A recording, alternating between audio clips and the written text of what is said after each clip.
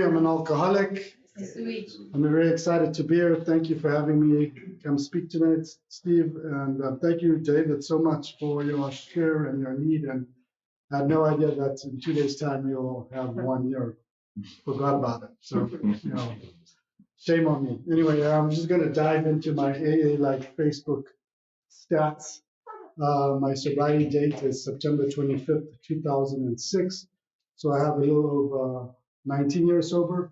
I have a home group that is Sunday night speakers. Everything you want to know about the meeting is in the name. It's on a Sunday night, and it's a speaker meeting. And I like to believe that what we lack in creativity, we make up in enthusiasm. So if you have nothing to do on a Sunday night at 6:30 p.m. in Finney Ridge, come to our meeting. It's a great speaker meeting, and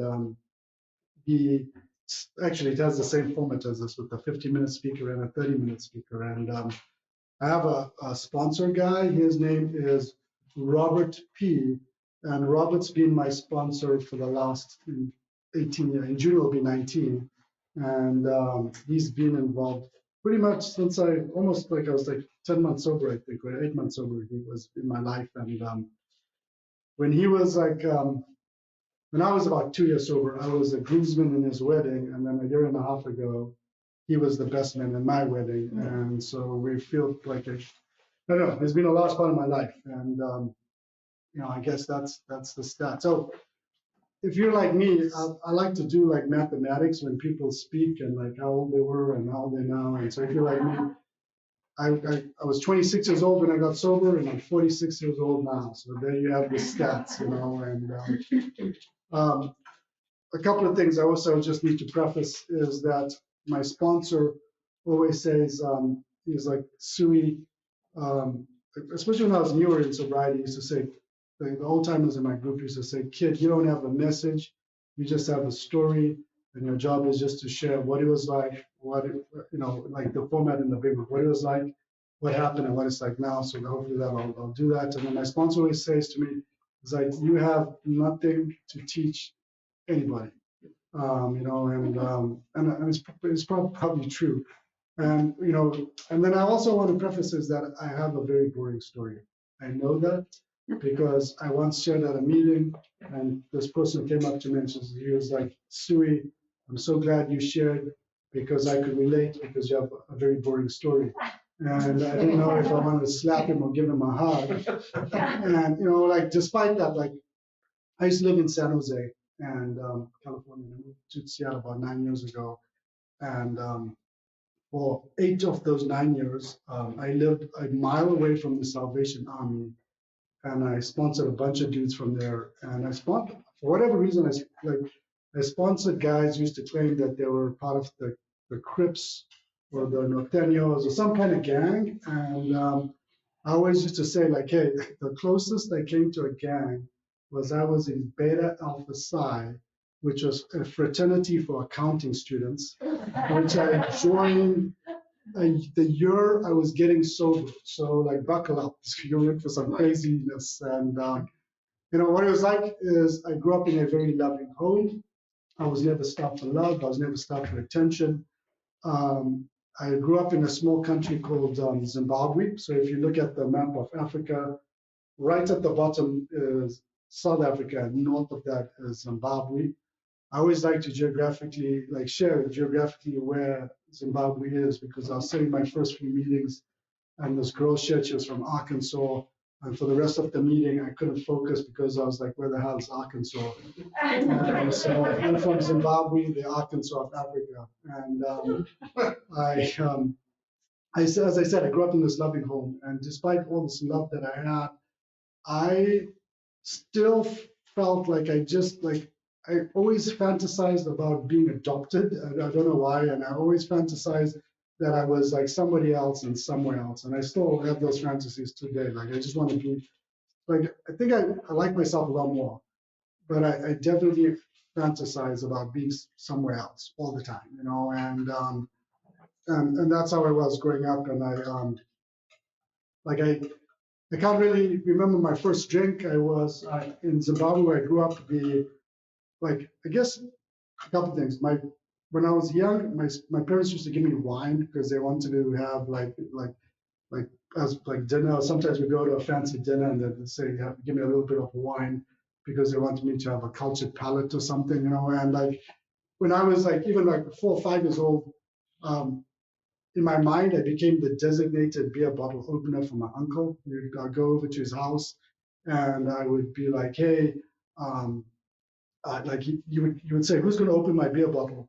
And I'd run to the fridge and I would, open it. And he used to drink these castle lagers, which was in this brown bottles. And I would always pop open that cap and then I would sneak in a few sips and then give it to him. And every time I'd be like, how do they drink this? But I don't know why, but I've always had this affinity towards alcohol. So I can't really remember my first drink. I do remember the first time that I changed the way I felt. And the first time I changed the way I felt, I went to an all boys school. I was about 13, 14 years old, went to all boys high school. We wore these Harry Potter like school uniforms, so like gray shirts, gray shorts, and then a tie, green and gray tie. And I was in this class and boys were putting paint thinners at the back of their tie and sniffing it. So I did that. Put paint thinners at the back of my tie, sniffed it, changed how I felt, loved it. And but this is not a paint thinners anonymous meeting because I could share 45 minutes on just like experience strength hope on paint thinners. And in fact, my father used to have an auto body shop when I got sober, and my job was to mix paint, and my biggest fear was like relapsing on paint thinners in sobriety. And so anyway, fast forward to like the first time like that I got like I guess got smashed because that like became like the template of my drinking. And a little bit about me is like I've always like described myself as shy, and like old timers always correct me and they say I'm not shy, I'm just full of self-centered fear. And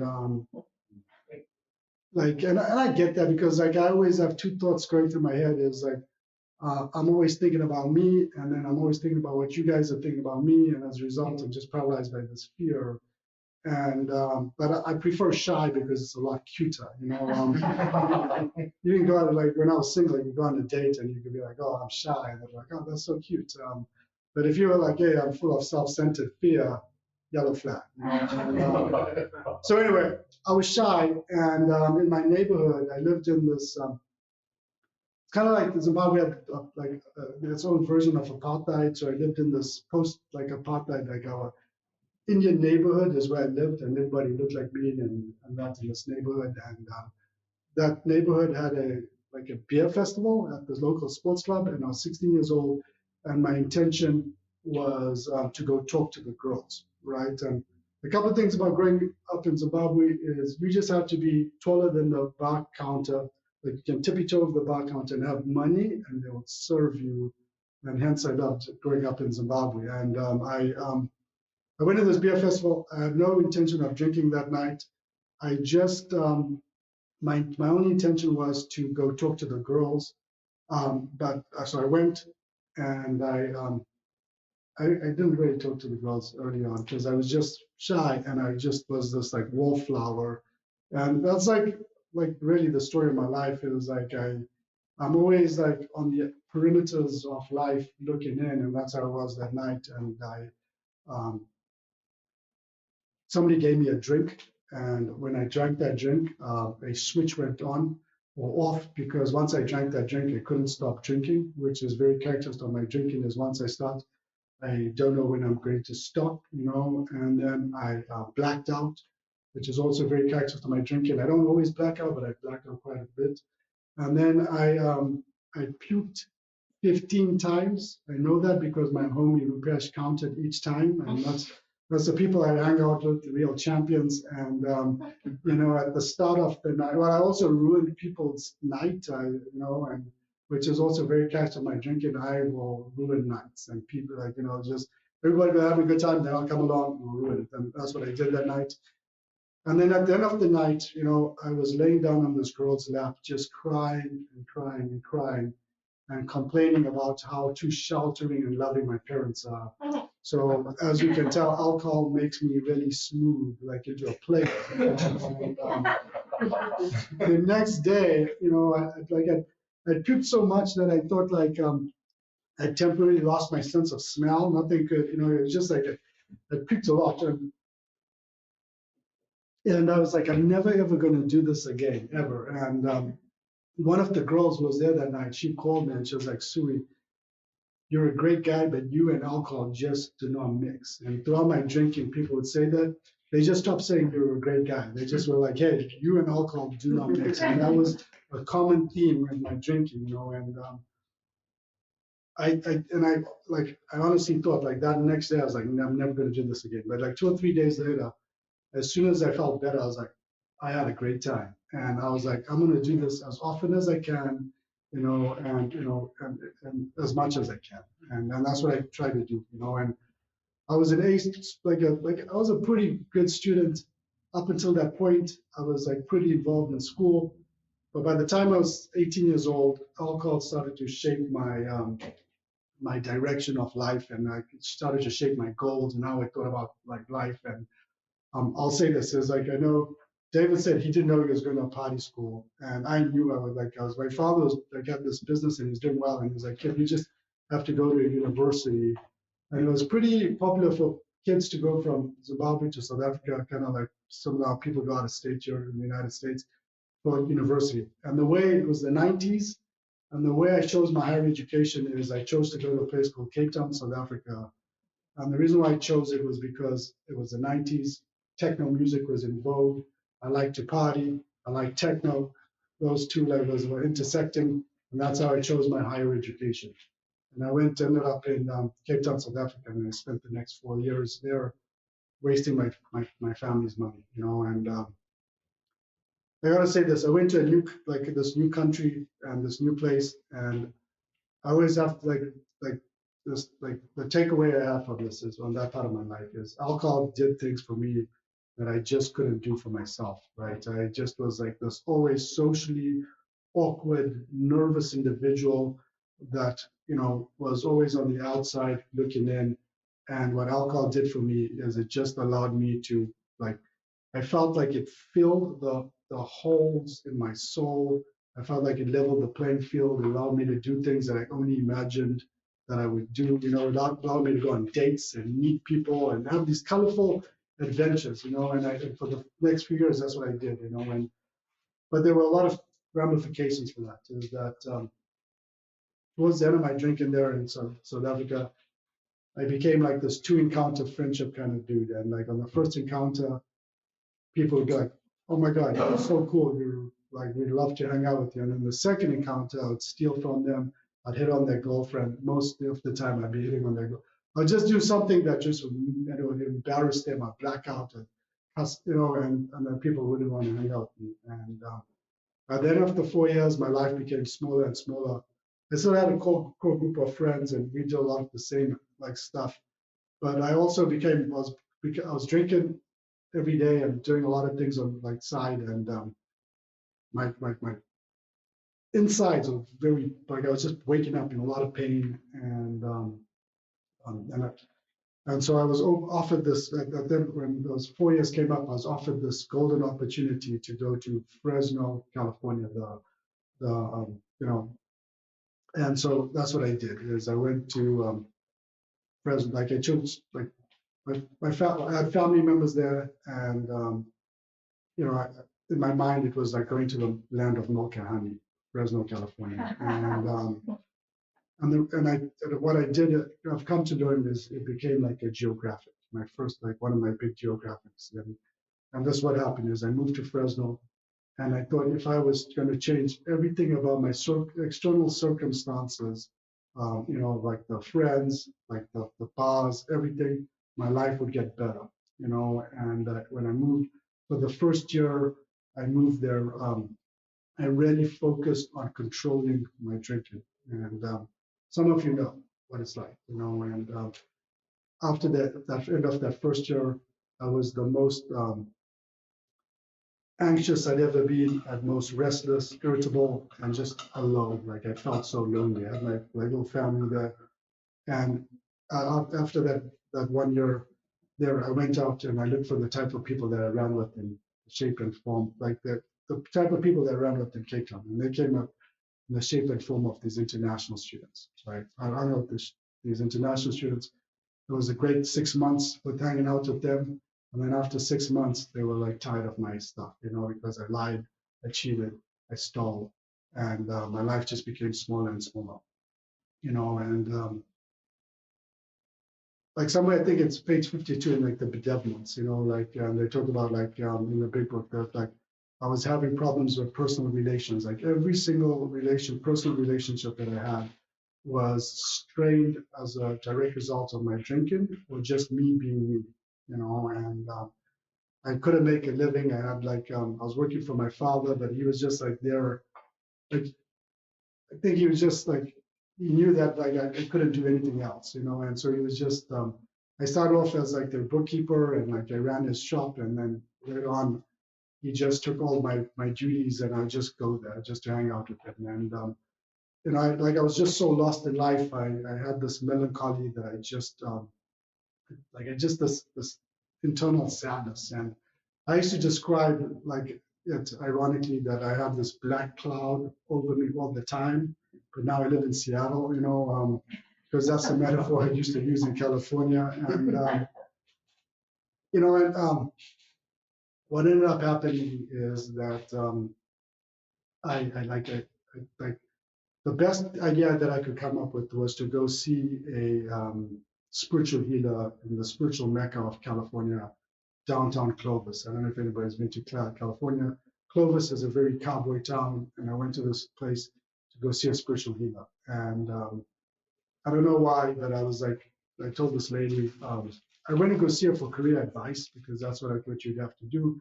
So I'm there seeing her for career advice. I had one session, but on my second session, I went there on September 18, 2006. I said, Diane, I can't stop drinking and I don't know what to do. And basically, I think in my mind, Diane had the magical answer because I was paying her $75 an hour. She said, Sui, a guy like you just have to moderate your drinking. And I was like, mm-hmm. And I conveniently forgot that for the last 10 years, I'd been trying to moderate my drinking in vain. And she laid me down on this massage table and played with my energies and did some hippie stuff. And I went on my way. And September 18th was the first time I hadn't drank in a very long time.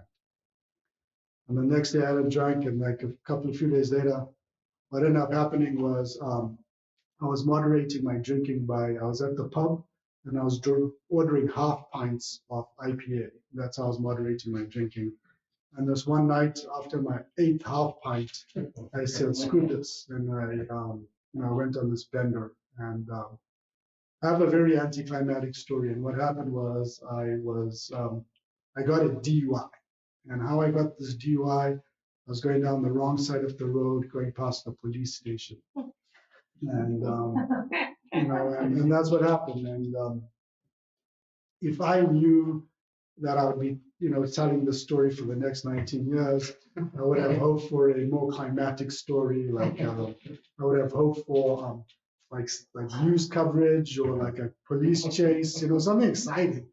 Like most importantly, like I didn't even know it was going to be my last drink that night. If I knew that, I would not have. My last drink would not have been a Bud Light, which I chugged before getting into the car, and to cut a long story short is the best idea I could come up with is like I was driving my father's car and I was and I got it towed and like I didn't have really a car, and the best idea I came up with was like I should go get back with my ex-girlfriend because if I get back my life will get better. And so the next day, my mommy and daddy dropped me off to my ex-girlfriend's house so I could win her heart over. And the first question was like, where's your car? Why are your parents dropping you off? And I told her the story. And, she was a brunt of like, she had been on the receiving end of my drink for the last 2 years. And in the last 2 years, I've like been in and out of her life. many times. And so she knew. And so she was like, Sui, I don't think, like I told her the story and I told her this DUI and she was like, Sui, I think you're an alcoholic. And I was like, I don't think I'm an alcoholic. I'm just always at the wrong place at the wrong time. I'm just very unlucky. And she said, no, I really think you're an alcoholic. She said, once you start drinking, you can't stop and you always fall down drunk, and I don't know, many people have told me that a lot during the years, but for whatever reason, I, I cracked and there was I said yes. And I didn't know what to do and I just started crying. And we started looking at the yellow pages and I'm looking at like rehab centers and basically I was calling all these rehab centers, but I was a foreign student, so I had no real insurance, so I couldn't really go. But at the end of the night, somebody called and said, like, hey, why don't you try Alcoholics Anonymous? And I don't know who's new tonight, but if you're new, I just want to say welcome to Alcoholics Anonymous or fairly new. When I was, I was just so deathly afraid of going to my first meeting of Alcoholics Anonymous because, first of all, it was in Fresno.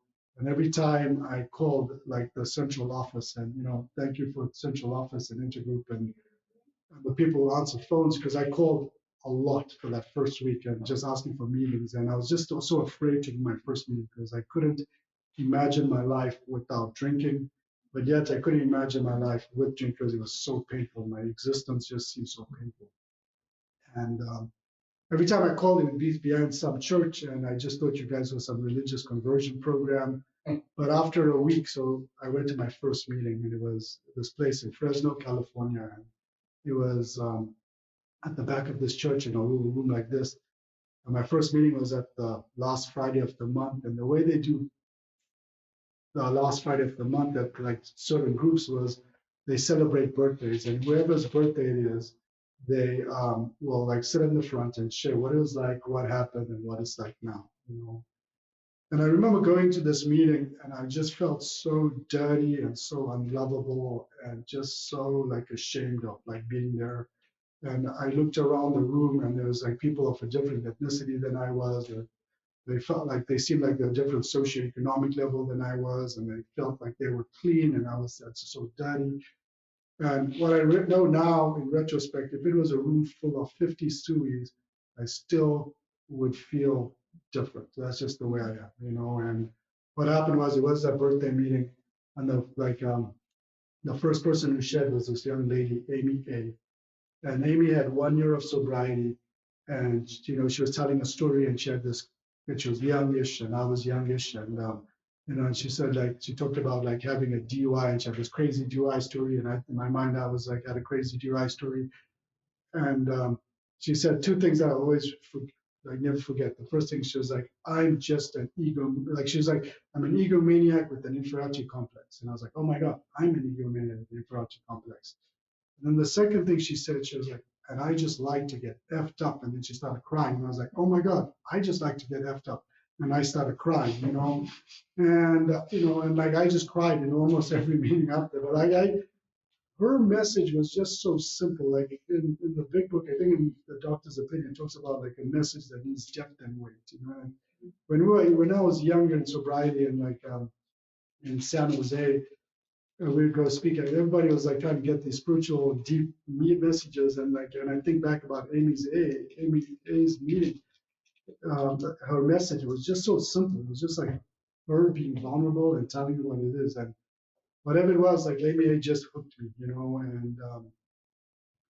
and I just listened to the rest of the people in who spoke, and I just from despair, I just felt a lot of hope. And it was my first meeting there. It was a birthday meeting. We were giving out chips. And as they were giving out chips, I was like, what are these chips for? Because like at the end of the night, like they were like, here's this 24-hour chip. And so I ran up and because the person I was sitting next to said, newcomer, go out, get that chip. And I went to go get that chip. And I sat down next to this guy and I was like, what is this chip for? And he said, when you want to take a drink, put it in your mouth and wait for it to melt. And this is how crazy I was when I came here, is that I honestly thought you guys were giving these new age drugs in the form of chips, and so when nobody was looking, I bit it, and that's how crazy I was when I got here. A few other things is like when I got here, I just thought like if you read the steps on the wall, you would like you just read them. That was working the steps, and like in my mind it was like ordering Happy Meals. I'll have a 1, 2, and 9, and I just there was a lot of things that I just like didn't know about Alcoholics Anonymous. I thought you guys were like this religious conversion program. I thought there's a lot of things, and initially I thought I was too good to come to like I was going to come just to meetings on like a Friday night. That was it because I was too busy for you guys. But in reality, I had like nothing going on, and I just like what happened was in the first 3 months of my sobriety, like I could not stop thinking about drinking. All I could think about was like, don't drink, don't drink, don't drink. I wake up and then I just don't drink.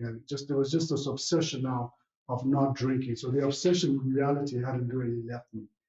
And what happened was in the first 2 or 3 months, like somebody like relapsed, and I thought like once you're in the club, you're in the club. Somebody like shot themselves, and I just like and I guess what I'm getting at is like I realized like the deadly nature of alcoholism in the first 2 months, and that's when my ears started to open up, and that's when I got my first sponsor. And my first sponsor became like my tour guide to Alcoholics Anonymous. He was the guy.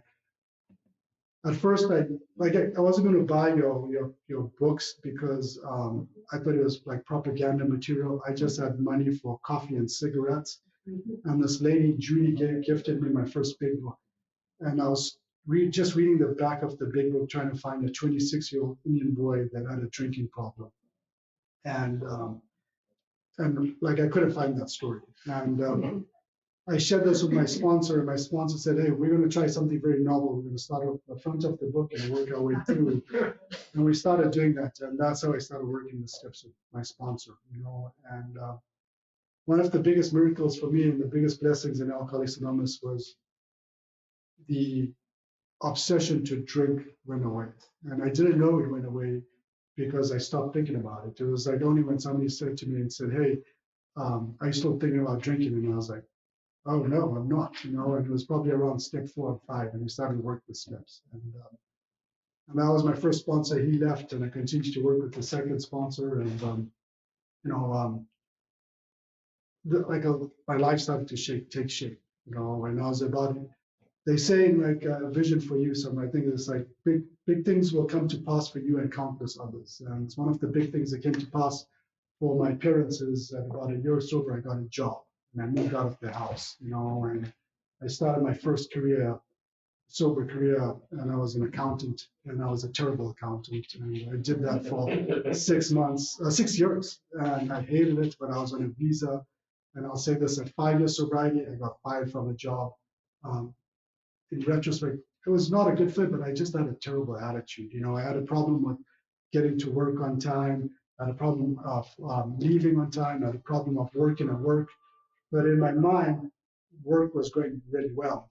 And so they fired me at 5 years sober. And then a year later, at 6 years sober, they fired me again. And I just had a terrible attitude. And what happened was like somehow like the immigration people made a mistake with my visa, and I was able to stay in the country without like a job. And at about 6 years sober, I changed careers, and it was a hustle. I wanted to be like work in HR and with people and network with people. And when I told my family that, they were like, "You're really terrible with people," and it's true. And my sponsor, and during that 5 year or 6 year period, I went and got some outside help, and that really helped me. And they were like, "Hey, if you want to change this new career, go for it," and I did that. And I got this career, and I've been I moved to Seattle about almost 9.5 years ago. It was never on my radar to move here. I loved California, but here I am now in Seattle. And I always think like AA and life in AA is like, and it's this adventure that I just don't know how it's going to turn out. I just come and I do what you guys tell me to do, and it's just I just don't know. During the pandemic in 2020, I was making plans to move um, back to California because like I just missed my family there. And I also like was having problems with a lot of dating that I was doing. And like my sponsor was like, hey, I think I went to my sponsor, I was like, I think I've decided not to date. I'm just going to be like this, like get into service, sponsor people, and I don't need to date. And what happened was like a few weeks from that, I was walking my little puppy, and this girl was like, hey, aren't you the guy from this? And she was wearing a mask, so I didn't know who it was. And when I was like, who, like, and she took down her mask, and it was this girl that I had this crush on from work, and anyway, we're now married, and we live in Seattle, and we have a cat now, and we had two cats. I hate cats, but my wife came with cats, and like I'll say this: when one of the cats passed away last year, I was so distraught. Like I never felt like I would heal from that. And it's weird because I thought I hated cats, and my life just is this. I feel like it's just this adventure. If I stay sober and just do the next indicated thing, life will unfold. I don't know how it's going to unfold, but I think it's just going to unfold. And thank you for having me here today.